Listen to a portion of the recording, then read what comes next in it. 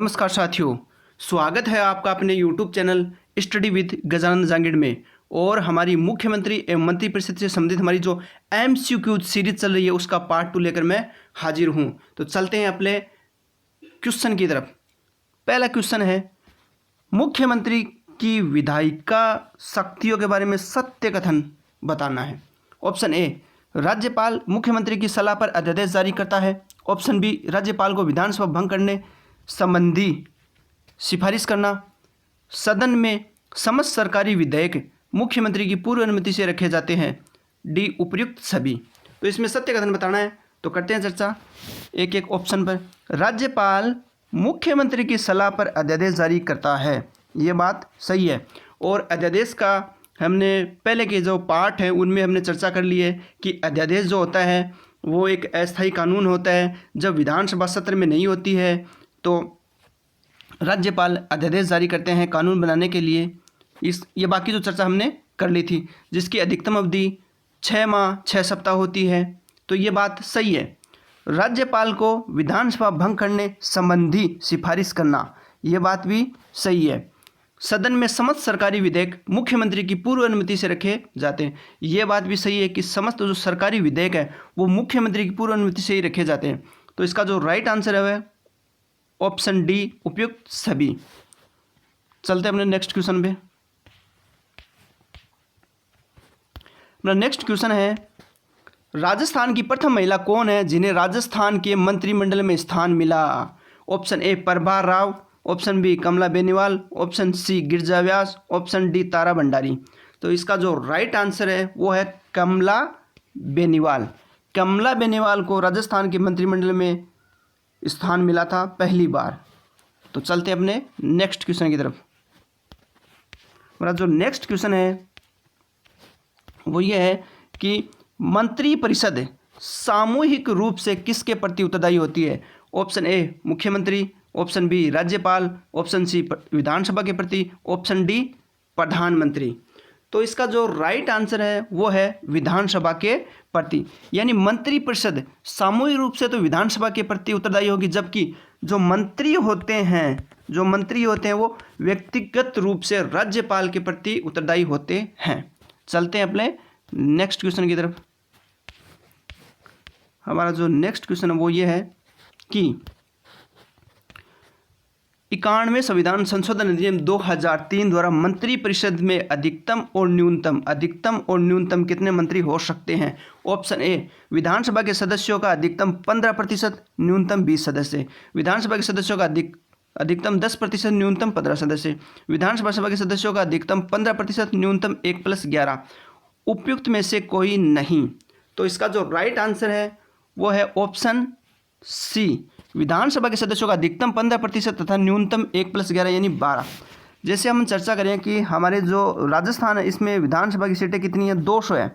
और 200 का जैसे हम 15% करें तो इसका होगा 30 यानी अधिकतम मंत्री 30 हो सकते हैं, जबकि न्यूनतम मंत्री कितने होंगे, 1+11 यानी 12 मंत्री न्यूनतम हो सकते हैं, जिसमें एक जो दे रखा है वो इसमें मुख्यमंत्री भी शामिल है।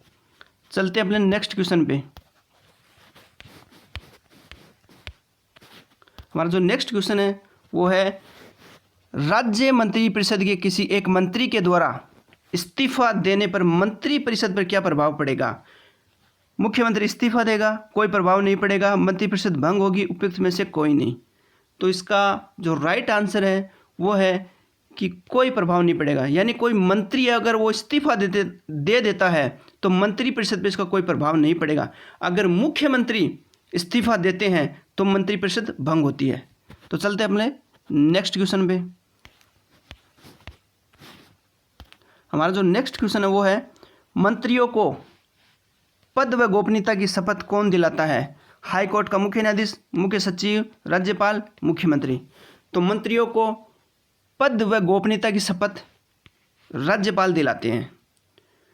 मंत्री जिसमें मुख्यमंत्री भी शामिल होते हैं, जैसे मुख्यमंत्री की जो नियुक्ति है वो कौन करते हैं, वो राज्यपाल ही करते हैं। वैसे मंत्रियों को पद व गोपनीयता की शपथ कौन दिलाते हैं, तो वो राज्यपाल ही दिलाते हैं। तो चलते हैं अपने नेक्स्ट क्वेश्चन की तरफ। हमारा जो अगला क्वेश्चन है वो है मुख्यमंत्री राष्ट्रीय विकास परिषद यानी एनडीसी नेशनल डेवलपमेंट काउंसिल का सदस्य होता है। इस परिषद की अध्यक्षता किसके द्वारा की जाती है? तो ऑप्शन ए गृह मंत्री द्वारा, ऑप्शन बी मुख्यमंत्री द्वारा, ऑप्शन सी प्रधानमंत्री द्वारा, ऑप्शन डी संसदीय सचिव द्वारा। राइट आंसर है प्रधानमंत्री द्वारा। यानी जो राष्ट्रीय विकास परिषद है इसकी अध्यक्षता प्रधानमंत्री के द्वारा की जाती है, जबकि जो मुख्यमंत्री होते हैं इसके सदस्य होते हैं। तो चलते अपने नेक्स्ट क्वेश्चन की तरफ। हमारा जो नेक्स्ट क्वेश्चन है वो है एक मंत्री जो विधानमंडल के किसी सदन का सदस्य नहीं है उसे कितने माह के भीतर अनिवार्य रूप से किसी एक सदन का सदस्य बनना होगा? ऑप्शन ए 3 माह में, ऑप्शन बी 4 माह में, ऑप्शन सी 5 माह में, ऑप्शन डी 6 माह में। तो इसका जो राइट आंसर है वो है 6 माह। यानी कोई भी व्यक्ति विधानमंडल यानी विधानसभा या विधान परिषद का अगर सदस्य नहीं है तो वो मंत्री बन सकता है, लेकिन उसे 6 महीने के भीतर किसी भी एक सदन की सदस्यता ग्रहण करनी होती है। तो चलते हैं अपने नेक्स्ट क्वेश्चन पे। हमारा जो नेक्स्ट क्वेश्चन है वो है राज्य का जो मुख्यमंत्री है कार्य ग्रहण करने से पूर्व किसकी शपथ लेते हैं? संविधान की रक्षा की लेते हैं या पद व गोपनीयता की या उपयुक्त सभी की या केवल संविधान की रक्षा की? तो इसका जो राइट आंसर है वो है पद व गोपनीयता की। यानी जो मंत्री होते हैं वो पद व गोपनीयता की ही शपथ लेते हैं, जबकि जो संविधान की रक्षा की शपथ है वो जैसे अपने राष्ट्रपति हैं और राज्यपाल, राष्ट्रपति और राज्यपाल संविधान की रक्षा की शपथ लेते हैं। तो चलते अपने नेक्स्ट क्वेश्चन पे। हमारा जो नेक्स्ट क्वेश्चन है वो है सत्य कथन बताना है। मुख्यमंत्री की नियुक्ति राज्यपाल द्वारा की जाती है। अनुच्छेद 164(1) के तहत राज्य मंत्रिपरिषद सामूहिक रूप से विधानसभा के प्रति उत्तरदायी होती है। अनुच्छेद 164(2) के तहत राज्य मंत्रिपरिषद को राज्यपाल द्वारा पद व गोपनीयता की शपथ दिलाई जाती है। अनुच्छेद 164(3) के तहत सभी कथन सत्य हैं। तो इसका जो राइट आंसर होगा वो तो है ऑप्शन डी, सभी कथन सत्य हैं। मुख्यमंत्री की नियुक्ति राज्यपाल द्वारा की जाती है, ठीक है, लेकिन कौन से अनुच्छेद के तहत? 164(1), ये याद रखना अपने को। और 164(2) में क्या है कि मंत्रिपरिषद सामूहिक उत्तरदायित्व दे रखा है कि सामूहिक रूप से विधानसभा के प्रति उत्तरदायित्व होती है। ये कई बार पूछ लिया जाता है कि कौन से अनुच्छेद में क्या दे रखा है, तो उसमें 164(2) में ये सामूहिक उत्तरदायित्व दे रखा है। राज्य मंत्रिपरिषद को राज्यपाल द्वारा पद व गोपनीयता की शपथ दिलाई जाती है, तो शपथ 164(3) में दे रखा है। इसका मतलब ऑप्शन डी इसका राइट आंसर है, सभी कथन इसमें सत्य हैं। ये फैक्ट हैं जो अपने को याद करने हैं। तो चलते अपने नेक्स्ट क्वेश्चन पे। हमारा जो नेक्स्ट क्वेश्चन है वो है राजस्थान के वह मुख्यमंत्री जिन्होंने प्रोटेम स्पीकर का पद संभाला था, यानी अस्थायी अध्यक्ष। अस्थायी अध्यक्ष का मतलब भी होता है प्रोटेम स्पीकर, और ये फ्रांस से ग्रहण कर यानी फ्रांस देश से ग्रहण किया गया है। तो इसका जो पहला ऑप्शन है मोहनलाल सुखाड़िया, बी भैरों सिंह शेखावत, जगन्नाथ पहाड़िया और हीरालाल शास्त्री। यानी राजस्थान के एकमात्र मुख्यमंत्री कौन थे जिन्होंने प्रोटेम स्पीकर का पद भी संभाला था? तो इसका जो राइट आंसर है वो भैरों सिंह शेखावत। चलते हैं अपने नेक्स्ट क्वेश्चन की तरफ। हमारा जो नेक्स्ट क्वेश्चन है वो है किस मुख्यमंत्री को आधुनिक राजस्थान के निर्माता कहा जाता है? Option A Jainarayan Vyas, option B Hiralal Shastri, option C Mohanlal Sukhadia, option D Ashok Gehlot. तो आधुनिक राजस्थान के निर्माता सभी को पता ही है कौन है, मोहनलाल सुखाड़िया। इसका जो राइट आंसर है ऑप्शन सी मोहनलाल सुखाड़िया। चलते अपने जैसे इस पर चर्चा करें, जैसे जयनारायण व्यास जो है, जयनारायण व्यास हैं तो वो क्या है, वो मनोनीत और निर्वाचित मुख्यमंत्री हैं। चलते अपने नेक्स्ट क्वेश्चन की तरफ।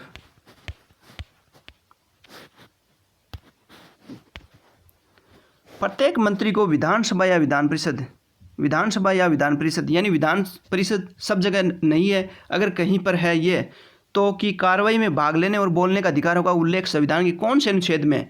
ऑप्शन ए अनुच्छेद 167, option B article 166, option C article 177, option D article 164। तो इसमें बताना है कि एक मंत्री जो है वो विधानसभा में की कार्रवाई में भाग ले सकता है और बोल सकता है। तो कौन से अनुच्छेद में इसका उल्लेख है?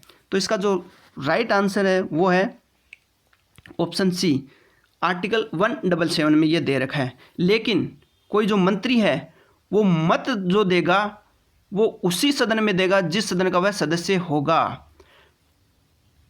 इसमें ऑप्शन ए दे रखा है जैसे 167, इसमें सीएम यानी चीफ मिनिस्टर के जो कर्तव्य हैं वो दे रखे हैं, चीफ मिनिस्टर के कर्तव्य दे रखे हैं। और 166 में क्या दे रखा है? 166 में है कि जो मतलब शासन संबंधी सभी कार्य राज्यपाल के नाम से किए जाएंगे। ये आर्टिकल 166 में दे रखा है। फिर इसमें दे रखा है ऑप्शन डी जो जैसे है 164, तो इसमें आपने देखा ये पहले कि जो मुख्यमंत्री होता है उसकी जो नियुक्ति है वो राज्यपाल के द्वारा की जाती है अनुच्छेद 164(1) के तहत। तो इसका जो राइट आंसर तो होगा ऑप्शन सी 177। चलते हैं अपने नेक्स्ट क्वेश्चन की तरफ। राजस्थान के प्रथम दलित मुख्यमंत्री, सीधा फैक्ट है कि राजस्थान के प्रथम दलित मुख्यमंत्री कौन थे? Option A Tikaram Paliwal, option B Jainarayan Vyas, option C Jagannath Pahadia, option D Hiralal Devpura. तो इसका जो राइट आंसर है वो है जगन्नाथ पहाड़िया। तो जगन्नाथ पहाड़िया राजस्थान के प्रथम दलित मुख्यमंत्री बने थे। इसमें टीकाराम पालीवाल जो है प्रथम निर्वाचित मुख्यमंत्री थे। ये प्रथम निर्वाचित मुख्यमंत्री पूछ लिया जाए कि राजस्थान के प्रथम निर्वाचित मुख्यमंत्री कौन थे, तो वो थे टीकाराम पालीवाल। जयनारायण व्यास की हमने चर्चा करी, ये मनोनीत प्लस निर्वाचित दोनों तरह के मुख्यमंत्री थे। जबकि हीरालाल जो देवपुरा है वो राजस्थान के सबसे कम कार्यकाल वाले मुख्यमंत्री हैं। तो चलते अपने नेक्स्ट क्वेश्चन पे। हमारा जो नेक्स्ट क्वेश्चन है वो है कि मंत्री किसके पश्चात पर्यंत पद धारण करते हैं? ऑप्शन ए मुख्यमंत्री, ऑप्शन बी राज्यपाल, ऑप्शन सी मंत्रिपरिषद, ऑप्शन डी मुख्य सचिव। तो इसका जो राइट आंसर है वो होगा ऑप्शन बी राज्यपाल। मंत्री जो होते हैं वो राज्यपाल के पश्चात पर्यंत पद धारण करते हैं। चलते अपने नेक्स्ट क्वेश्चन पे। हमारा जो नेक्स्ट क्वेश्चन है, राजस्थान में किस मुख्यमंत्री की काम चलाऊ सरकार के विरुद्ध विधानसभा में अविश्वास प्रस्ताव लाया गया था? Option A Shivcharan Mathur, option B Tikaram Paliwal, option C Jainarayan Vyas, option D Hiralal Shastri. अविश्वास प्रस्ताव, तो अविश्वास प्रस्ताव राजस्थान में लाया जाता है तो न्यूनतम 40 सदस्य होने चाहिए, तभी अविश्वास प्रस्ताव लाया जाएगा। और अविश्वास प्रस्ताव कौन लाएगा? अविश्वास प्रस्ताव लाएगा विपक्ष लाएगा। क्यों लाएगा? सरकार को गिराने के लिए। तो इसका जो राइट आंसर है वो है टीकाराम पालीवाल। टीकाराम पालीवाल की काम चलाऊ सरकार के विरुद्ध विधानसभा में अविश्वास प्रस्ताव लाया गया था। और टीकाराम पालीवाल के बाद जो मुख्यमंत्री बनते हैं वो जयनारायण व्यास बनते हैं। तो चलते हैं अपने नेक्स्ट क्वेश्चन पे। हमारा जो नेक्स्ट क्वेश्चन है, कितने न्यूनतम सदस्य के पक्ष में होने पर ही राजस्थान विधानसभा में अविश्वास प्रस्ताव पर चर्चा हो सकती है? तो अभी अपने चर्चा करी, ऑप्शन ए 20 सदस्य, ऑप्शन बी 30 सदस्य, ऑप्शन सी 40 सदस्य, ऑप्शन डी 50 सदस्य। तो इसका जो राइट आंसर है वो 40 सदस्य, यानी 40 सदस्य न्यूनतम होंगे तो ही अविश्वास प्रस्ताव पर चर्चा होगी। जबकि केंद्र में जो संख्या है वो 50 सदस्य न्यूनतम होने चाहिए, तभी अविश्वास प्रस्ताव पर चर्चा हो सकती है। तो चलते हैं अपने नेक्स्ट क्वेश्चन पे। हमारा जो नेक्स्ट क्वेश्चन है वो है कि मुख्यमंत्री से संबंधित सत्य कथन बताना है। वह राज्य योजना बोर्ड का अध्यक्ष होता है। ऑप्शन बी वह राज्य सरकार का मुख्य प्रवक्ता होता है। ऑप्शन सी वह अंतर्राज्यीय परिषद और राष्ट्रीय विकास परिषद का सदस्य होता है और इन परिषदों की अध्यक्षता प्रधानमंत्री द्वारा की जाती है। वह संबंधित क्षेत्रीय परिषद के क्रमवार उपाध्यक्ष के रूप में कार्य करता है। एक समय में इसका कार्यकाल कितना होता है? 1 वर्ष होता है। तो इसका जो राइट आंसर है वो तो है कि ये सभी कथन जो हैं सत्य हैं। सभी कथन क्या हैं? सत्य हैं। जैसे वह राज्य योजना बोर्ड का अध्यक्ष होता है, ये बात भी सही है। वह राज्य सरकार का मुख्य प्रवक्ता होता है, ये बात भी सही है। वह अंतर्राज्यीय परिषद और राष्ट्रीय विकास जो परिषद है NDC का सदस्य होता है, इन दोनों परिषद की अध्यक्षता किसके द्वारा की जाती है? प्रधानमंत्री के द्वारा। ये बात भी सत्य है, ये बात भी क्या है? सत्य है। वह संबंधित क्षेत्रीय परिषद के क्रमवार उपाध्यक्ष के रूप में कार्य करता है और एक समय में इसका कार्यकाल 1 वर्ष होता है। ये जो क्षेत्रीय परिषद होती है, इसके जो अध्यक्ष होते हैं वो केंद्रीय गृह मंत्री होते हैं, केंद्रीय गृह मंत्री होते हैं। करते हैं अपने नेक्स्ट क्वेश्चन पे चर्चा।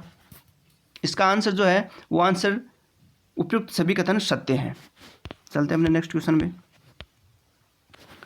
ये अपने को दे रखा है इसमें कि मुख्यमंत्री और उप मुख्यमंत्री दे रखे हैं, यानी कौन से मुख्यमंत्री के टाइम उप मुख्यमंत्री रहे थे। अब तक राजस्थान में 5 ही उप मुख्यमंत्री रहे हैं, तो कौन से मुख्यमंत्री के समय कौन व्यक्ति उप मुख्यमंत्री रहे थे ये अपने को देखना है।